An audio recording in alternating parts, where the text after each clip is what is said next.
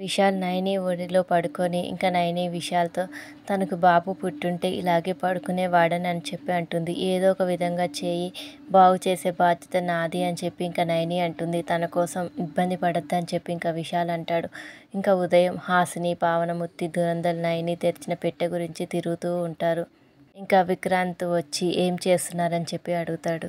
నైని సంస్కృతం వచ్చిన గాయత్రి అమ్మగారు వస్తే తప్ప అందులో ఏముందో చదవలేరని చెప్పి అంటే ఇంకా తిలోత్తమ గాయత్రి అక్కే రావాలా, సంస్కృతం వచ్చిన ఎవరైనా చదువుతారు కదా, రప్పిస్తాను అని చెప్పి అంటే ఇంకా విశాల్ అమ్మ బయట వాళ్ళకి ఈ విషయం గురించి తెలియడం ఎందుకు అని చెప్పి అంటే ఇంకా దురంధర బయట వాళ్ళకి తెలిస్తే మునులు కూడా వాటా అడిగే రకం అని చెప్పానంటే ఇంకా తిలోత్తమ నేను చెప్పిన వ్యక్తి ఈ కాగితాల్లో ఏముందో సరదాగా చదివి వెళ్ళిపోతారు, డబ్బులు కూడా ఇచ్చేసా అని చెప్పంటే గాయత్రి పాప బయటకు వెళ్తుంది. ఇంతలో తిలోత్తమ చెప్పిన వ్యక్తి వస్తాడు. నైని ఆయనతో చదివించడం అవసరమా అంటే ఇంకా తిలోత్తమ విశాల్ చేయి తగ్గాలి కదా అని చెప్పి అంటుంది.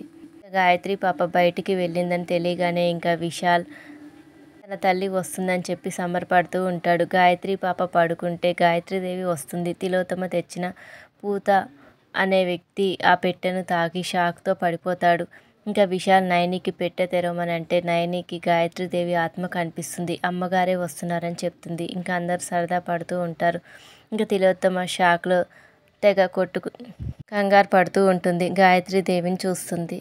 ఇంకా గాయత్రీదేవి నైని నేను అనుకున్న ప్రకారం పెట్టె తెరవడానికి సమయం వచ్చింది, విధి విధానం సారమే విశాల్కి తేలికొట్టింది. ఇంకా నైని బాబుగారు కలిసి మాతో ఉంటున్నారు కానీ నొప్పిని ఆయన ఎంత అనుభవిస్తున్నారో నాకు తెలుస్తుంది అమ్మగారు అంటే ఇంకా తిలోత్తమ పూత అనే వ్యక్తికి తొందరగా చదవమని అంటుంది. ఇంకా గాయత్రీదేవి పెట్టె తెరుస్తుంది. ఇక గాయత్రీదేవి తిలోత్తమతో నువ్వు తెచ్చిన వ్యక్తికి త్వరగా చదవమని చెప్పు అని అంటుంది. తిలోత్తమ చెప్తే ఆ వ్యక్తి చదవడానికి వెళ్తాడు. ఇంకా శనివారం ఆంజనేయ స్వామికి పరమాల సమర్పిస్తే మీకు పట్టిన గ్రహపీడ పోతుందని అందులో ఉందని చెప్తాడు. ఇంకా అందరూ షాక్ అవుతారు.